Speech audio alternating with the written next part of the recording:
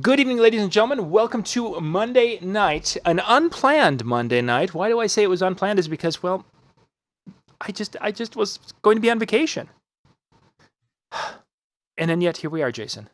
What did you? What is this? Just workaholicism? What's Well, going on here? it's Couldn't kind of stay away from the show. I couldn't. It's like we could stay away and enjoy the night, or you know what, we're back, and it's like, okay, I took a Monday off, and I was at 4th of July. We took that, and it's like I just started getting at about 7 o'clock, and it's like, well, there's got to be something. I should just do a show, but everyone else is out watching fireworks. I should just do a show. Let's just pull a phone out. We could do it right here with the phone. Look, honey. It's like, it's so great. I'm gonna stream something. Quick, do something. I don't care. Don't do something. I'm just gonna. A new level of technology addiction, right? Oh man, yeah, this is crazy. So tonight this past weekend, for some of you who follow me on my Facebook page, we were up on my personal profile. We were up in Itasca at the headwaters of Mississippi doing some things up there, and we came back early because when you have teenage children, they have got all sorts of activities that pop up out of nowhere. Dad, we have a play that we need to get back for and practice. So that meant we were back by noon today. And I've been catching up ever since. So I didn't even have time to shave tonight. So this is like 2 months worth of growth here. You guys are seeing Rustic look right here. This is as rustic as I get. So if you're watching us tonight on Disc Jockey News Channel, you're watching us through YouTube, through Facebook Live. We're going to have an open chat and such where you guys can ask some questions during our chat tonight. We're going to be just covering some different bases and talking about some different things within the industry, sharing some insights, basically just making this kind of a free topic time tonight. We've got a little bit here to kind of guide us, but really, if you guys have got some questions, some thoughts, and to add to this, please, in the chat room, and we'll talk about those as we go along tonight. If you are watching it on Facebook Live, you can click on the show one. This is show one tonight. You can click on that in the description, and it'll pop you right over to the Google, Ta-da! the YouTube one. Yay! So, Jason, we're going to talk a little bit about different aspects of the DJ business. And one of the first things that I was actually, it was interesting this past weekend, when you're out at a campground, and one of the things I like to do, that Lori and I will do, is we will go walk from camper to camper and go check them out. It's like, oh, look at that one's smaller, that one's bigger, that one looks like that one's got there's no room in that one. How could you live with that one? Right. And you're just checking it out. And then once you find a couple that you like, then you go up and you kind of introduce yourself and say, hey, I really like your camper. Tell us more about it. And then you give you the tour, right? Like, oh, you've got to come in and see it. Exactly. You get to see these things. And then you find out that there's people who, a couple of models specifically I know are sold at Camper Company A over here. And it was interesting that one person lives in the same town as Camper Company A, but yet they buy their camper from Camper Company B that's like 75 miles away. And they were so excited to do business over here, but they wouldn't do business with this person over here. And it really got me to thinking is that, what same campers? Same model, yeah. Same model, price-wise is about the same there because they're very competitive over here. I've done business with them. I've done business with both of them at A level. But it brought me to the point of what I wanted to talk about is why do people like to do business with some companies when there's other companies that they just kind of are turned off or just don't care to do business with? And I wanted to kind of dig into that a little bit and see if we could kind of maybe help people connect of being that business that people like to do business with. Because I'm sure there's businesses that you just love to do business with, even though you may spend more with them or it might cost a little bit more. But I mean, you've got to have some of those in your daily world. Different motivations. Well, the first thing that comes to mind is the proximity effect, right? So it's like even when I think back to when I started back in my very first DJ company was in 1987 is when I printed up business cards and I was in business and I started to promote around the state of North Dakota. And what I noticed quickly is that when I started to book up and fill my calendar, 95% of all my bookings were outside of the town of Devil's Lake, which is 10,000 people, but 95% of my bookings were all out of town. All in every other area, and maybe because they unlike people in town, they hadn't heard of me yet, so they didn't know better. So, but I was just like, I never really understood it. Why it's so easy for me to book out of town, and very little, if anything, in town. And I even, for quite a while, I even was, because of my relationship with the radio station, I even advertised on the radio. What DJ company does that? And even still, it was like all of the other rural communities that were calling in to book and not the local one. And I've seen that before. I don't know if I have the answer to it, other than things are always more exciting. People are always more exciting when they are from someplace else. Rather than like, oh yeah, John, he's in town, we know him, but we could get this other guy that we've never heard of that's from all this way over here. That just seems to be more exciting, which you can use in your favor.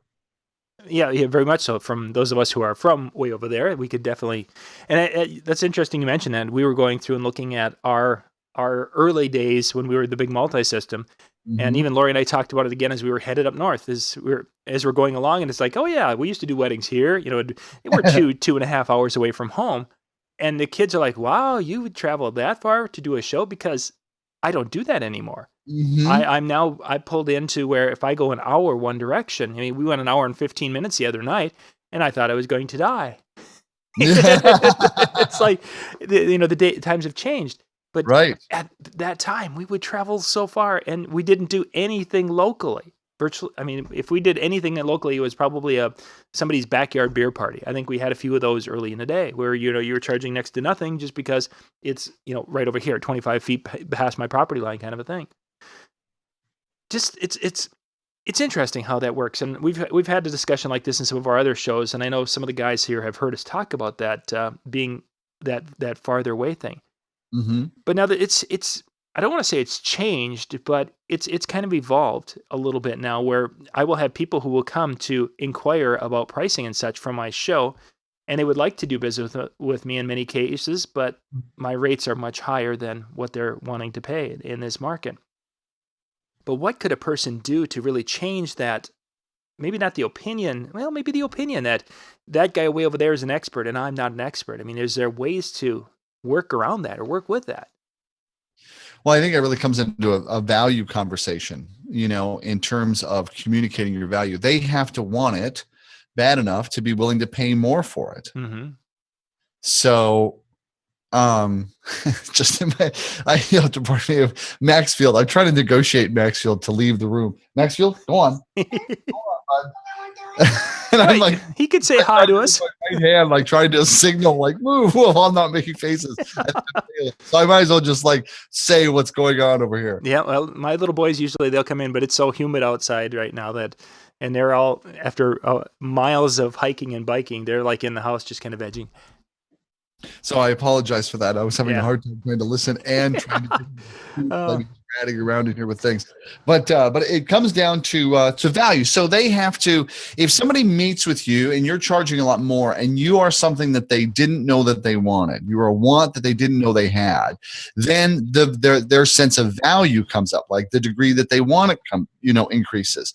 But if they're like, we just want music and we want to have a good time, we just don't want it to be bad, we just want to just be fun. They have low expectations. Get them to say, oh, well, we're going to take the premium package. They either have to discover that they have wanted and valued whatever is in that package that they didn't really know about before going in, or they're generally not going to buy it. Yeah, for sure. It really comes down to it, unless there's a personal relationship, but I'm better or everyone else will be terrible. They're going by the experience they have of what they've seen.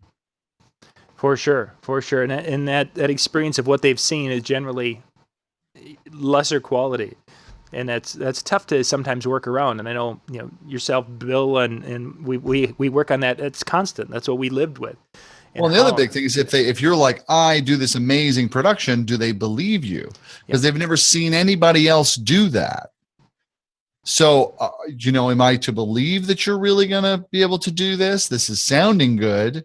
Anybody can, make this sound good. So do I believe you thing? Are you actually pull this off? Or am I taking a bigger risk by actually letting you have this degree of involvement in terms of hosting or storytelling or any of those other things? Yeah. DJ Penguin mentions word of mouth is a huge factor.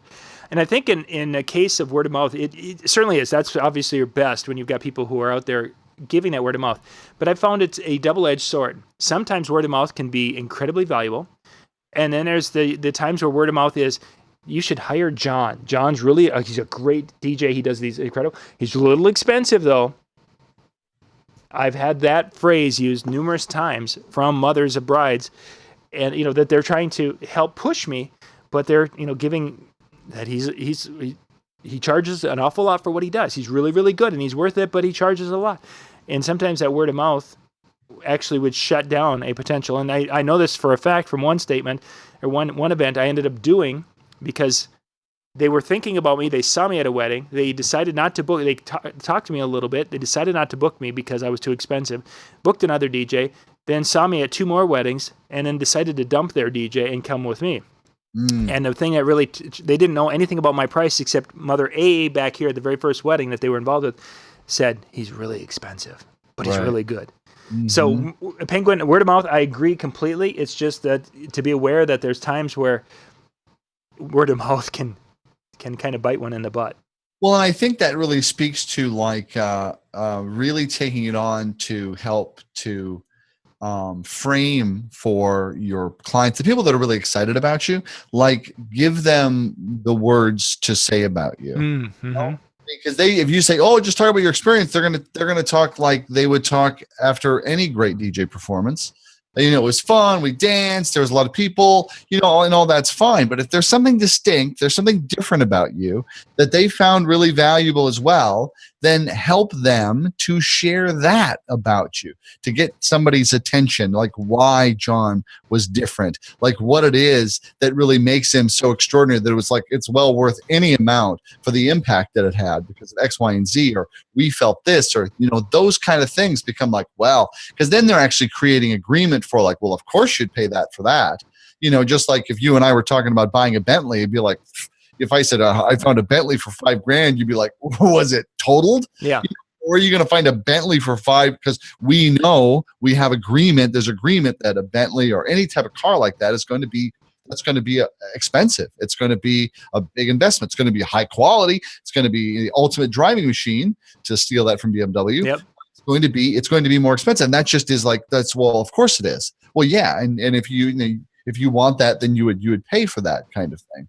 And so really putting some thought into what you want them to say about you in those referrals, not just kind of trusting that they're just going to know, because they're going to feel better too if they can confidently say, well, and have this well thought out, message, because they want other people to experience what you did. It's not like they're like, I'm out to get you business now, John. Their excitement is that they want somebody else to experience what you created for them, so that they can have that experience and they look like the hero, because it's oh, thanks for recommending John. It was amazing. Mm-hmm. I like that idea a lot, because think of the amount of times that we've gone to other DJs' websites and we're seeing these letters or the little notes of recommendation or what have you, the little feedback forms. And DJ Joe, he had the dance floor full all night and he played all of our favorite songs. DJ Joe had the crowd just going with his great music. All these things that if I would be reading that, I'd say, yeah, my iPod could do that. Yeah, my iPod could do that. If I picked the right songs, my iPod could, that kind of a thing. That helping to give them a frame of reference in which to talk about your services, I think would be incredibly valuable, because now instead of having that, it would be that DJ Joe made it incredibly special with a first dance that grabbed the heartstrings of everyone in the room as he talked and shared our story over top of our whatever you do. What a great idea. Great idea. Yeah, and the other thing I discovered is that if the person if you're trying to sell something premium, and if you get toward the end of your sales conversation where you are going to talk about the price, if they're not already thinking, how much is this? If they're not already thinking, this sounds like it's expensive, you've not communicated your value. If they're shocked, holy cow, that much? Oh, I had no idea. Yeah. Then you did a really poor job of communicating all the value leading up to that point. You're not connecting to what they perceive as valuable. Like saying things like, oh, I'll work, 20 hours that day, and I'll put in 30 hours of preparation, and I'll stay up all night and I'll write my scripts, and they don't care. Right. a certain experience and an outcome, and it's the ability to deliver that. They don't care how many hours you spend. If you only spend 2 hours doing it and pulled off this amazing magic act, they'd be fine. Yep. So none of those things really add value for them. It's that experience and how that building is of getting to that point. For sure. And I think that all comes back to not your selling of the value in communicating these different things, but it really comes back to that trust factor. That people, if you've developed that, so they trust you and they will communicate with you openly and honestly about what they want, and you can provide those things, and that relationship is built, you're going to be able to do something great. But without that, it's going to be a very difficult uphill battle the whole way. Yeah. Oh, absolutely. And I think that point of view plays a big part of it too, in terms of like when I think about Jason Jani has done a really great job, like really creating an image for himself. And he's not on the mic. He's not emceeing. I mean, he's mixing and DJing. It's like, that's his thing. They got some lighting, some effects, and then he works those, metaphorically, the platters. It's all on computer, but I mean, like he's working the mixes and things like doing really amazing things. And he gets a premium price and all that. And he's got a very specific point of view of a Jason Jani experience. Right? It's not just like, oh, just get a DJ, or you get this Jason Jani experience. So it's not whether or not you talk or tell stories or MC or DJ more, any of that, but like what is it that you love to do to make the biggest impact on the room? Are you pretty much like every other DJ and just go in and do the thing? Well, then charge the price that every other DJ is charging. For sure. That's what you're selling. That's what you have to sell. If you kind of hone in on a specific point of view, it's something that you really love, that you feel makes you stand out and be unique in a way that customers find valuable. Not you, but customers. Yeah. And I laugh because for years, John, I've tried to sell things that people should want. Mm-hmm. You should value this, right? And it never got me anywhere because I could should people to value all I want, and it's not going to change. They're going to value what they value. Yep. So it's like, find your thing. I would say that like Bill Herman's thing is storytelling, like clearly storytelling. I mean, it's something that really stands out, and his hosting and MC work like really, really stands out. He does a good job as a DJ, but people, when they rave, they're not saying like, oh man, when he was doing the mixes, that was amazing. They're talking about the other things because that's his point of view, and that's where he's really drilled the attention. And when people talk about him, that's what they talk about. And that'll even help you be clear in talking about yourself that way, don't you think? Oh, for sure. For sure. That's a great using Bill as an example, because he is so strong in those, not that he's weak in the other areas, but I mean, he is so above average in those, like you say, storytelling. I mean, He can just make that story that you and I would be telling, and then people would be like, oh, huh. And he can make that trip to the the corner to get the mail sound like it's, oh my God, it's an incredible. Right. I wept. That was the most beautiful. It was the most beautiful.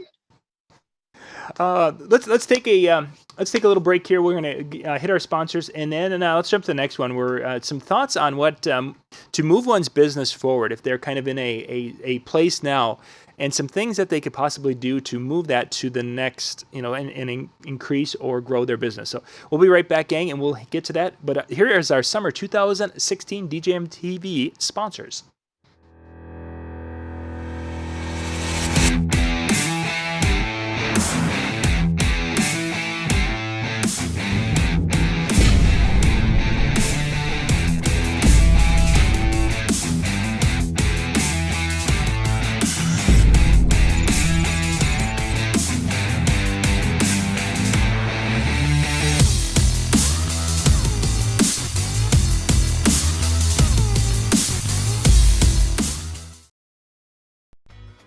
DJ Event Planner will change the way you manage and run your business. Streamline all of your procedures and software into one easy-to-manage system. DJ Event Planner, the ultimate online planning tool.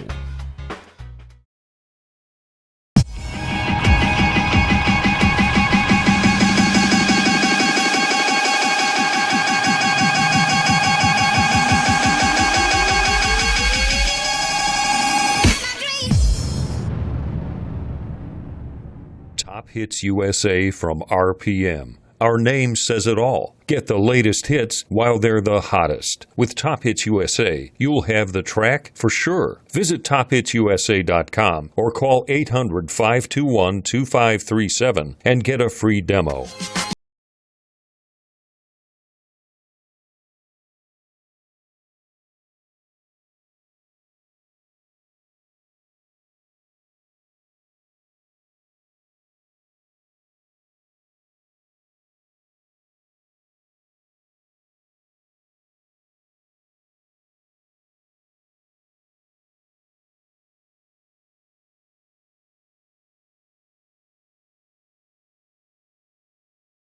Our sponsors for DJ and TV shows for summer 2016. Please show them some love. If you're looking for lighting, you check those companies out. Looking for music, check the speakers. It's all there. So please, the links are down in the description below. You can check out all the companies that are supporting our summer 2016 shows. Jason, for our second topic, I wanted to talk about moving your business forward, and I want to do a little back on why I wanted to talk about this tonight. Is we've got a few of our regulars who have their companies and they're doing a level of work at so. And they would like to, raise their rates, maybe get into a little bit more, I don't want to call it affluent events, but basically they want to make their business more profitable and take it there. And it's a difficult thing. And I know we've talked about some different things, and I wanted to get your kind of thoughts on which, if you're sitting out in the middle of North Dakota and you've got your business and it's running and you're working in the business, how can you go from that to working, the business basically working and working for you? Wow, you mean so the transition of being an operator into being there is you've done the multi-op route. Oh yeah. Where you look at booking a volume of events. One of the challenges of doing volume is, I think, quality control. You might be able to speak better on this. I've never actually gone the multi route. I've always have been a single operator, and I have worked with other vendors and pulled things together, but always been as a single operator. So it's like really becomes the more that I've looked at it, it's for so long for me, it was about like what I liked to do. Mm-hmm. When you just look at it from the point of view of what you like to do, it's not necessarily going to be what's going to add up to be most profitable, or that is going to have your business as a business be going like gangbusters. You're just going to be, really focusing your efforts on what you like to do, and then you'll be taking what you get for that. So it really comes down to like really looking at like, what does the market want? I mean, are people excited about lighting? Are they willing to pay additional for lighting, architectural lighting, dance floor lighting?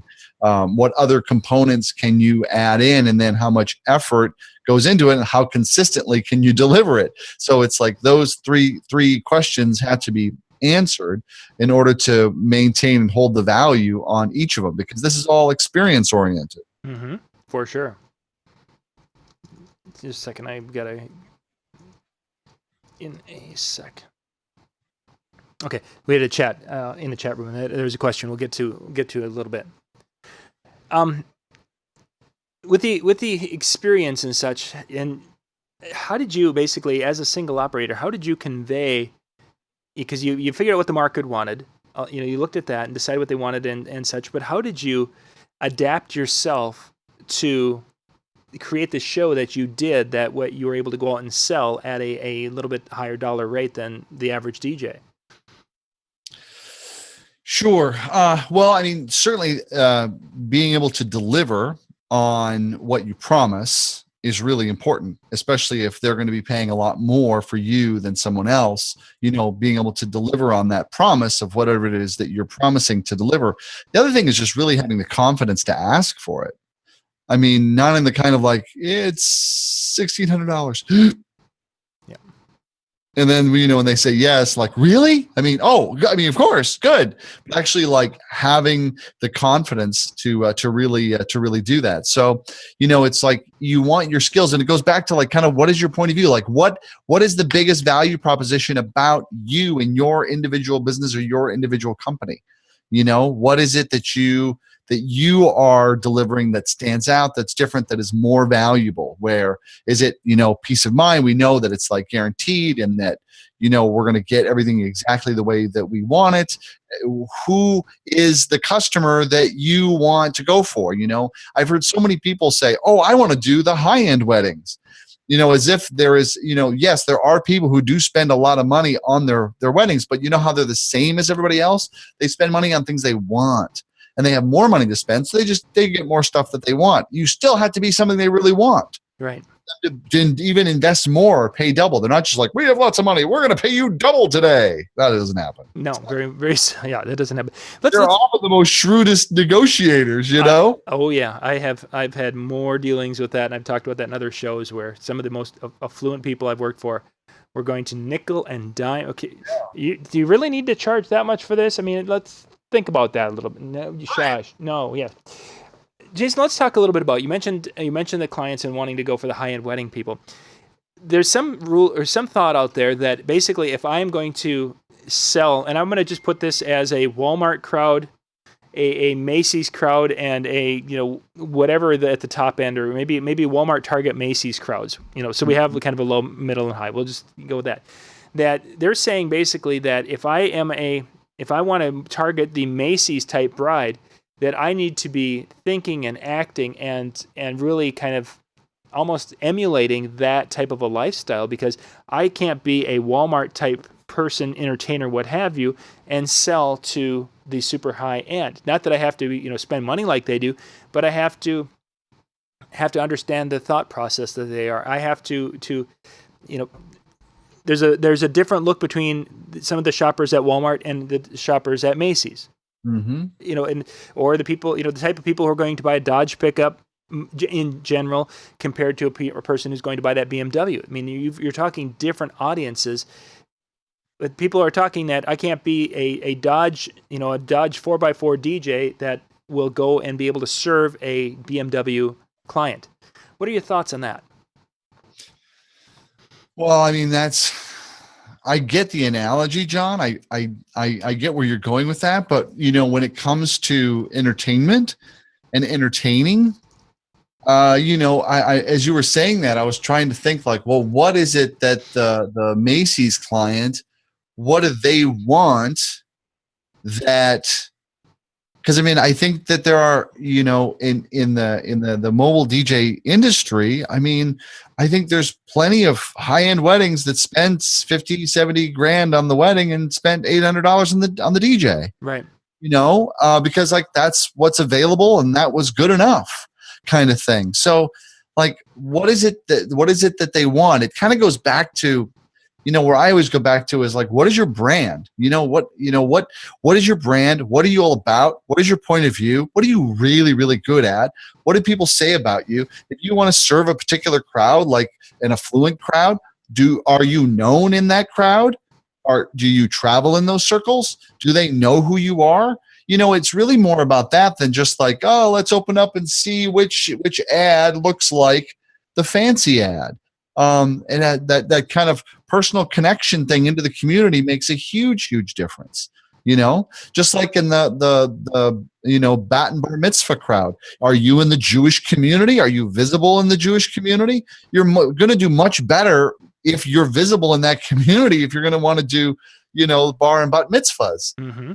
Then if you're like outside, but you're like, but hey, I've got a really great website and I do a really good job, but people aren't calling me, And I think that to a point then, as you're continuing this, you're actually kind of getting back to my point. And yes, Neiman Marcus would have been a better high-end store. It would have been. Yeah. Thanks for that, Sean. Right? Yeah, exactly. So you could tell, I'm in my market, Kohl's and JCPenney are probably the highest end. So yes, there's my Facebook marketing plan right there for you guys. Yeah. You'll always provide a toaster with every booking. Exactly. And it's going to be this great knife set that plug it in and it makes toast. But that you mentioned that being a part of or being seen in that community. So if you are aiming for that type of a client again, or that type of that level, mm-hmm. you have to be seen. And that means that as an example, if I want to be marketing towards that Neiman Marcus crowd, I'm probably not going to be DJing in jeans and a t-shirt.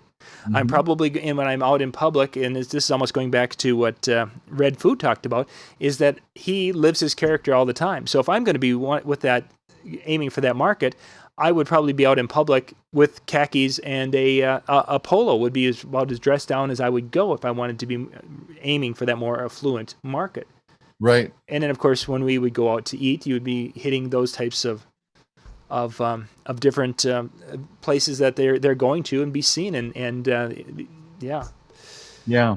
Well, and also like amongst if you're going to be floating in that community, then and when it comes to like referrals and things like that, working with other vendors that are also serving that particular community, that group of people. But beyond that, you still have to create agreement around your value. Yes. I mean, there are still, it's like, oh my gosh, pay you that much, but you're just a DJ, yet they haven't created any agreement. And you can be all mad all you want, like, oh, they don't understand, they don't appreciate, they don't get it. Well, that's all fine, but it doesn't change their point of view, their idea. And so it's like starting to develop rapport and relationships with them, and then also being able to talk about your value in such a way where they're like, well, of course you should. Yeah, well, of course you'd be getting $5,000 for that kind of performance. Well, yeah. So it's creating that agreement. When you have that agreement, then they're saying, of course, to their clients, and their clients would be like, well, of course. Just like getting back to where we were about the other really high-end brands. We have agreement that you're just going to spend a lot of money if you buy any of those up front, knowing it. Yeah, I like that. That agreement of the value is probably the most difficult thing, because I've been at that table where I've had the mother and I've had the daughter and I've had the the future son-in-law in agreement of my value, and then there's dad who will sit there and want to, you could do a little bit better if I could take this, and this, can't you? Right. What if we take all this stuff out? Yeah, exactly. The speakers. How about if I have one of my strong nephews help you carry those speakers in? Right. Would that make it cheaper? How would that be? Yeah, I know. Right. Or one holdout who doesn't see it. So it's like, everybody at the table really has to be in agreement on that. And then that comes into like listening and checking in with them. Yeah. Yeah, that's cool. Moving business forward, I want to wrap it up a little bit on that section, and we'll jump to the next one. Let's talk about what you should do to hone your professional skills. And I want to go in two different areas, in your performance side of it and your business side of it, just to give some suggestions or ideas on that. So let's start with the performance side. What would be if I want to improve my performance skills, what are some ideas for people out there? Well, it depends on like what your performance is going to be, it was most appealing to me to follow, say, a Bill Herman track, if you can call that a track, with the storytelling and the emceeing, the hosting, that sort of thing, or the Jim Cerrone with the hosting, although Jim's a pretty amazing DJ as well, music wise. But it's like, kind of like, what do you want to be really, really good at in this business? What do you want to be really, really well known for doing this one thing? Is it mixing? Is it programming? Is it your storytelling skills? Is it emceeing when we're talking about wedding events? Or is it corporate events? Like, what is it you really want to be good at? And then go, find. There's mixed schools that you can learn how to do mixing, and you can learn how to do all that kind of stuff. Like, take initiative. And then of course, if it's speaking, it's like the easiest one is Toastmasters. Right. To get in there and just and Toastmasters is just great anyway to get you comfortable extemporaneously speaking, because in order to, even if you're just going to DJ, you still got to be good at selling yourself in that sales meeting, which really requires speaking and listening skills, which is that's getting into the more of the business end of it, but it's still a performance.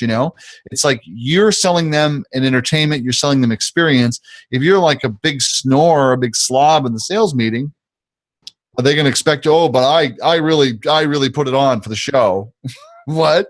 Yeah. That doesn't fit. This is kind of what I'm going to get, isn't it? I don't know. It's the same kind of thing. It's like, if you're like, I make really great connections with people and that's your thing, but you don't really do that in the sales meeting, well, then they're going to wonder if you really can do it at the event. Because even when you show up at the event, you have to sell everybody on, especially being a host or MC. So they're not like, oh, this guy. and whatever experience they've had in the past, you've got to win them over and bring them along and pull them in. It's like the same. You got to sell them there as well.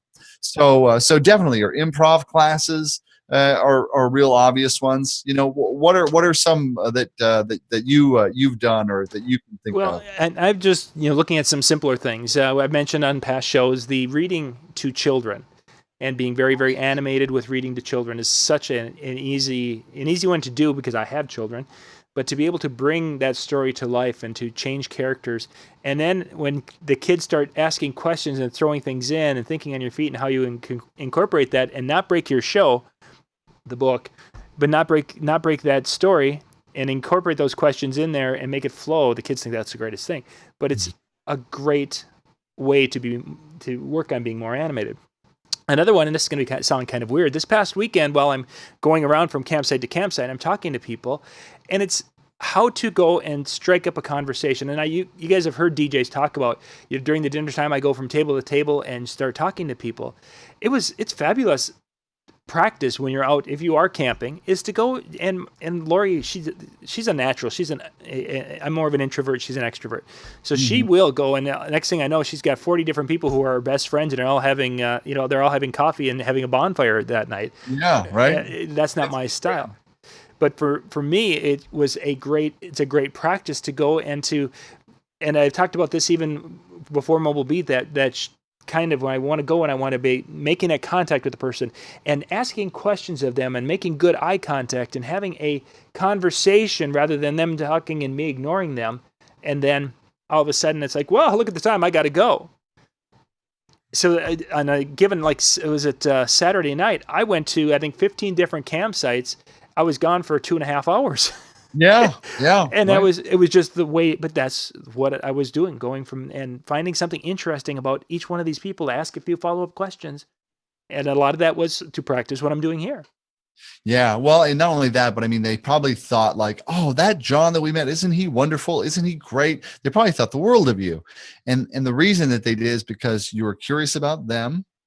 You were asking them lots of questions about them, what they're up to, and really listening. You've always been, as long as I've known you, you've got really great, better than average listening skills for really listening to people and getting what's going on for them and really taking it in and doing it in a way like you just listen to understand it. Yeah, I never sense a lot of judgment on your end or oh, well, you should do, or, you just kind of oh, this again, and I'm going to wait till you're done talking to start saying what I'm going to say, where most human beings fall on that scale, So I think we're really practicing to listen, to understand, be curious and excited about other people's, what is going on for them.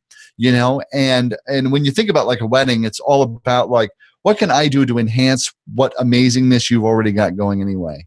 So tell me about all of your amazingness so I can tell you how I can enhance it. Not maybe that straight up question, but I mean, it's that kind of thing. Practice engaging and really, really listening and really getting their world, because people will tell you what they want. They'll tell you what matters to them. They'll tell you what's valuable to them. It'll come right out. If they feel you really listen. Most people crave listening. There's so little listening in the world, John. Oh, yeah. People crave listening in the worst way. And when someone actually does, talk, they just go. I mean, it happens to me at I'll go to Cub Foods and I'll be like, okay, well, goodbye. The transaction's done and I'm still getting this girl's life that she's telling me all about because I apparently am the first person to listen to her in a week. And she's just pouring out her whole life. And I'm like, wow, that's amazing. You're just pouring it out there. Okay, all right. Yeah. Well, that got uncomfortable quick, but that was interesting. Well, great. Here. But it's really amazing because what shows up: trust, rapport, everything. To have someone say, "I want to work with you." Yep. It all happens in the listening, not in the talking. Most of the training is in how to talk. Talk more. Talk better. Talk more. Be smoother. And I think that brings us back around to why people like a business. Secondly, as Robert French mentioned, building good relationships with other vendors and caterers, photographers. This is part of that communication, that spending time with them. But as you say, when you mentioned earlier, is basically how can I help you to take amazing photos or to do an amazing video at the weddings that we're going to be whatever, and listening to answers and asking questions and inserting a question to continue that conversation and really helping to get a clear picture of what you could do to be of service to them is going to lead to them recommending you sometimes performance on the scene, but just because you're asking the right questions and you're making them look like a expert in their industry, they're going to be like, this guy must know our industry really well. Well, not really. I knew enough to ask questions, and no, this guy is awesome. Yeah, exactly. I was going to ask you about one, just a little psychological thing. Mm-hmm. Is that when you're talking to someone, John, and you use their name when you talk to them like that? Yes. You say, John, it should be, and you just naturally keep putting their name into that conversation. They're about 10 times more likely to remember the conversation if they keep hearing their name. Sure. So something to think about when you are, sitting in the sales. It's just a habit to create, because you get their names at the beginning. You just habitually use their name while you're talking. There's nothing strange. In fact, people like it a lot. But we all expect, if I say your name a lot while I'm talking, that'll be kind of weird. No, it won't. It really won't. They'll really love it. But what I just wanted to throw that in there because it popped into my head while you were talking. Very good point. Very good point. How do you develop relationships with vendors? It's something that they're longer term, they're ongoing. You don't want to spend a lot of money buying them gifts, trying to woo them. And, it's almost kind of like a little bit like trying to get a date in a way, in terms of them referring you, partnering with you and engaging in business as, treating you like a strategic partner. What are some ways that you've done to really kind of hone and develop those relationships over time so that they want to be strategic partners? I think probably the biggest thing that I've done is talking with them about upcoming events or opportunities that we're going to be working together, but doing this well in advance of on a time in which they're not super busy, where I can go in there and we can actually have a conversation that we're not rushed, hurried. We can share some ideas, finding out, as an example, one of the venues that I do a lot of work for, they liked things done a certain way. And then once in a while they'll be talking about, this corporate event, they want to do this. And it's like, great, that can happen. But now from our past conversations, you guys really don't care to do that setup that way. You'd rather do it this particular way.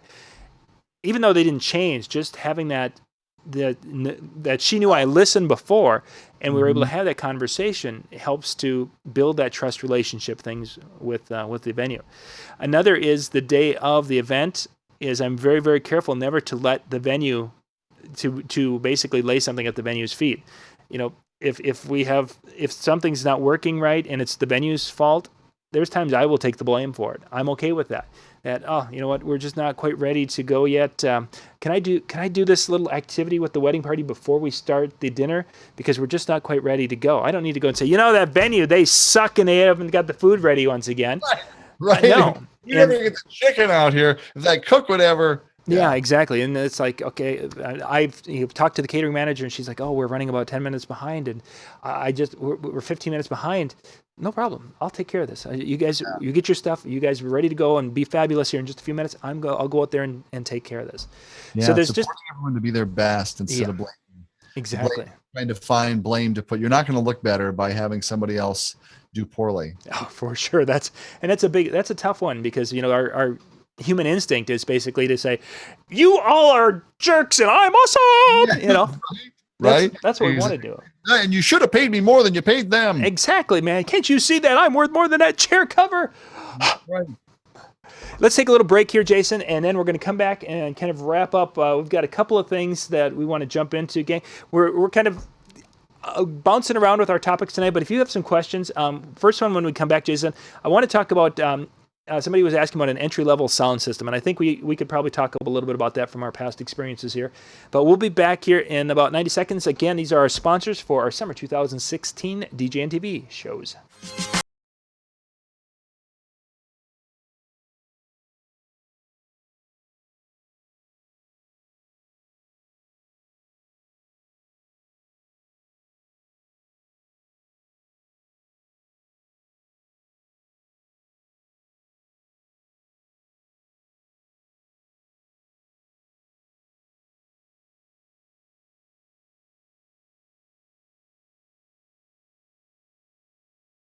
USA from RPM, Our name says it all. Get the latest hits while they're the hottest. With Top Hits USA, you'll have the track for sure. Visit tophitsusa.com or call 800-521-2537 and get a free demo.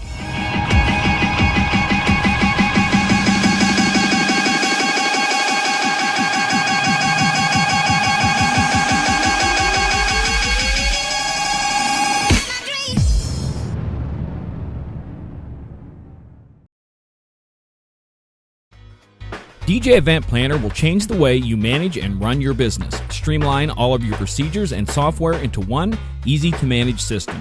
DJ Event Planner, the ultimate online planning tool.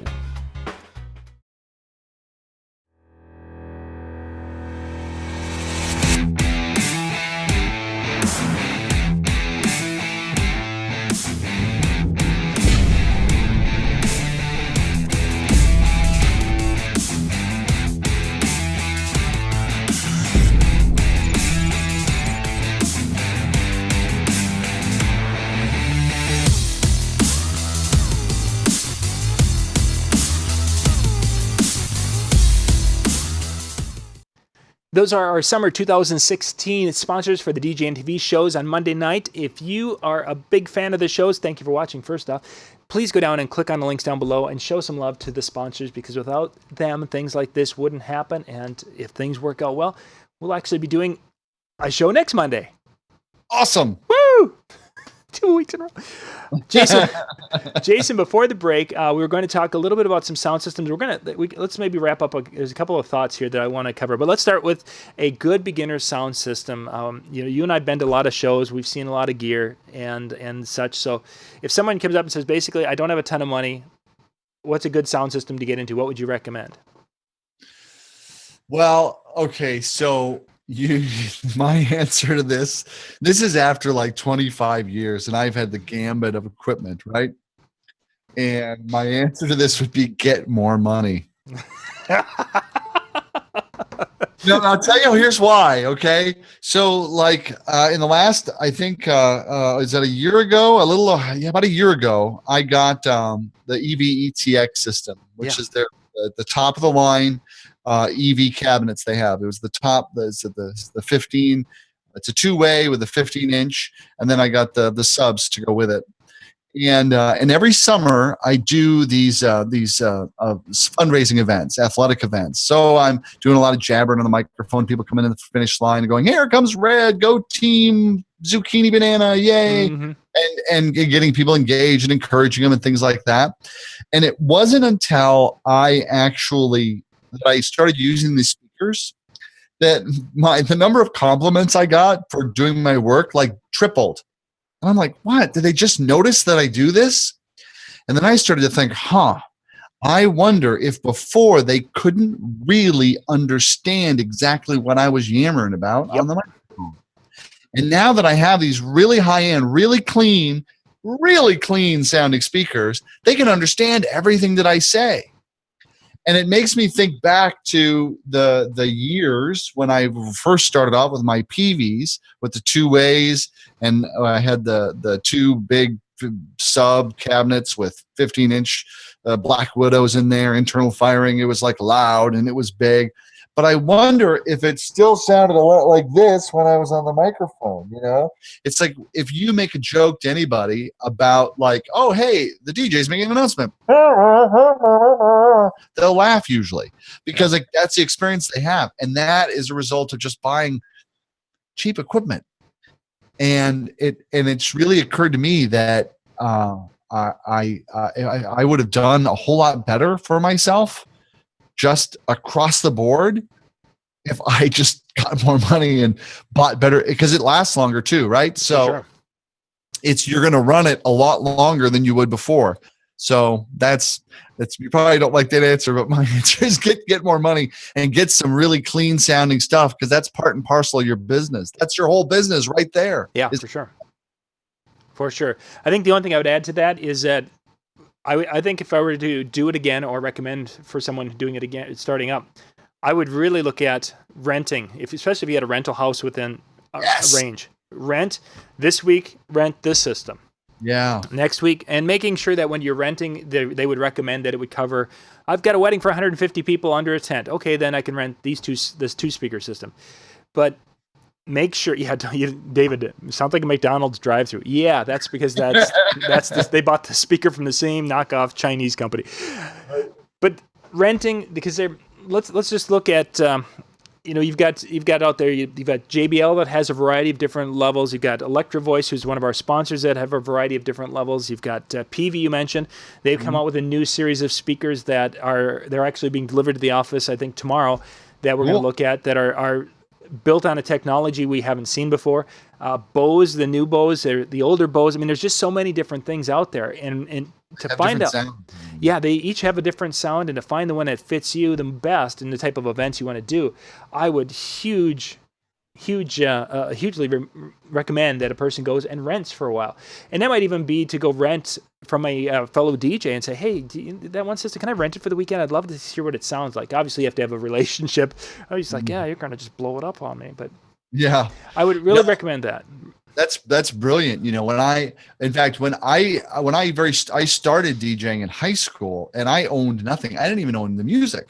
I rented that from a guy that had a pristine collection of cassettes that he got. So I'm like, hey, can I rent that for $30? He's like, I could buy 2 more cassettes, which only helped me because I was able to help him keep his library up to date. But yeah, I would just rent all of that. And I think that's really brilliant. There's even a company here in town that'll actually, for extra money, they'll not only, you can rent it, but they'll bring it, set it up, and then come get it at the end of the night. Yeah.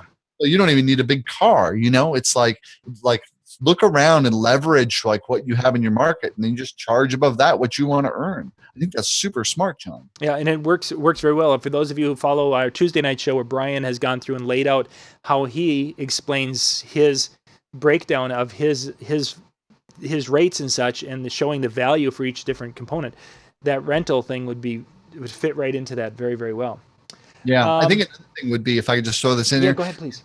Participate in a shootout where they play. They will put the same sound through like 5 different speakers, or 6 different, lower end, higher end, medium, different brands, and like let your ears tell you, like, what sounds the best to you? What do you like? What really resonates with you when you listen to them compared side by side? Because they all sound great by themselves. But I was amazed when after a couple of times when I went, I'm like, oh my gosh, those sound like so different. Yeah. It like really surprised me. And ones that I thought were really great speakers sounded really terrible next to this one. But I never would have known unless I actually listened to them side by side. And that's a huge thing, man. We've done that here with numerous speakers. I think in the last year, just this is behind the scenes, gang, we've had 4 different speakers that you have not seen us do videos on that were here. We put them side by side with a cabinet, and we didn't like them. And they were not that good, and they just didn't show very well. And the call tag came, and the speakers went back. So yeah, it was side by side. I mean, and those are speakers that I heard at NAMM, and they were like, hey, these sound pretty good. But, yeah, right. And you put them next to something, it's like, wow, this just doesn't sound as good. Mm-hmm. Jason, our time is just about up here. Oh, go ahead. It's a good reason to support your local shop. Like down in the cities here, we have Metro Sound and lighting and things like that. It's like, yeah, you can save $20 online, but you can't go in online and listen to a shootout or demo speakers, or you can't do any of that. Support your local shops. You're going to miss them if they're gone. Oh, you are going to miss them in the worst way. So let's keep them here. Yeah, and even a DJ Expo here coming up in a couple of weeks, there's the different demo rooms, and demo rooms are nice because you can compare lines within a company. But boy, would you like to be able to take that? I want to take that speaker over there, and I'm going to take it over to this demo room because I want to compare that to, You can't do that. You can at your local shop like Metro you mentioned. Right. Larry's got a nice wall set up there to give it a shot. It's great. Jason, we got to wrap here in a minute. If people want to get a hold of you, what's the best way for them to get in touch with you? Oh, it's really easy. You can find me on Facebook, Jason Jones, or I'm Jason at thecoachinghour.com. And I've got we actually will be announcing very soon some really great programs, some great coaching programs for DJs to be able to elevate their business, taking what you already know and putting it into action to be able to get the results that you need, just moving you forward. So it's going to be exciting to see that launch. And the website, again, I'm going to type it into the description. It's thecoachinghour.com. Wonderful. I put that into the description below so you guys can go check that out. We're going to be back in about 5 minutes with the crew from the DJ and TV show. I think some of them are getting ready to come on, and then we'll be back to you about 9 o'clock Eastern. Thanks for watching. Thanks, John. Bye.